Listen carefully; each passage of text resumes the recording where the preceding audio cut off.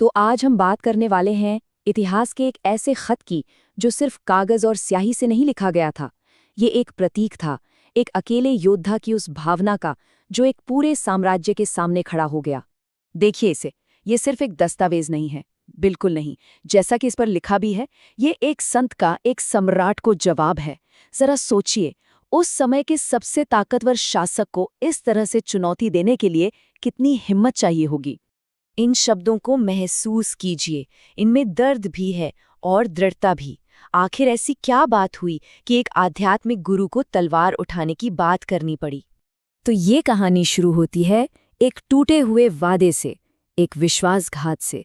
ये एक संत की फटकार है, सीधे उस सम्राट को जिसने अपनी सबसे पवित्र कसम को धोखा दिया था। एक तरफ थे सम्राट औरंगजेब, जिनकी ताकत का कोई मुकाबला नहीं, जिनके पास विशाल सेनाएं थी, और दूसरी तरफ गुरु गोबिंद सिंह, एक आध्यात्मिक नेता, जिनके पास ताकत थी उनके अनुयायियों के विश्वास की, उनकी आस्था की। देखने में तो ये एक बिल्कुल ही असमान लड़ाई लगती थी, और जो घटनाएं हुई ना, वो दिल दहला देने वाली हैं।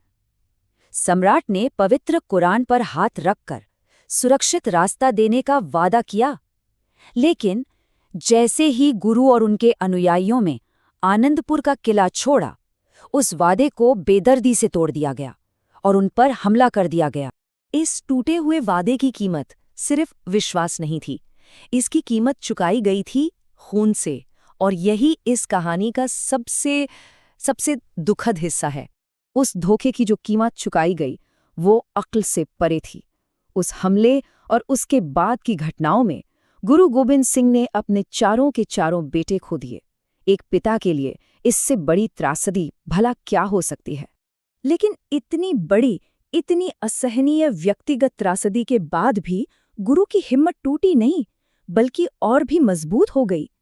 इन पंक्तियों में वो अपने बेटों को शेर के बच्चे कहते हैं और धोखेबाज हमलावरों को सियार।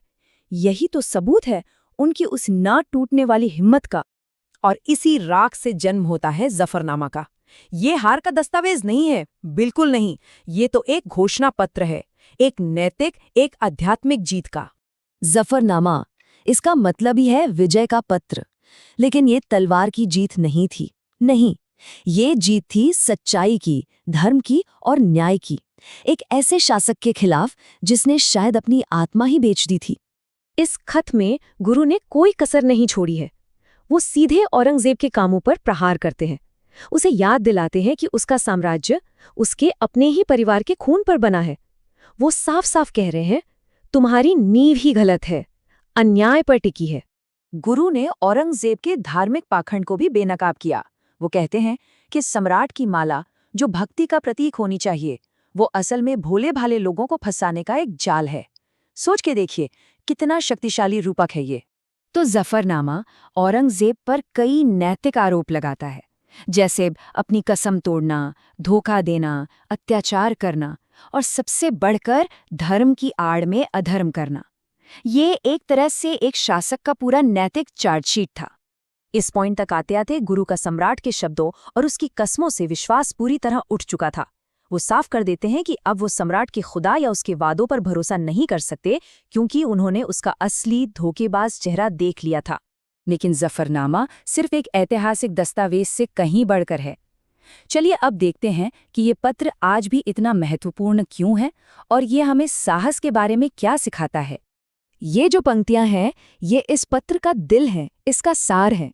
गुरु औरंगजेब को याद दिला रहे हैं कि उसकी ये दुनियावी शक्ति अस्थायी है, रेत के महल की तरह, जबकि गुरु की आध्यात्मिक शक्ति, धर्म की रक्षा करने की शक्ति, वो शाश्वत है, वही सच्ची है। जफरनामा धर्म युद्ध के सिद्धांत को भी आगे रखता है।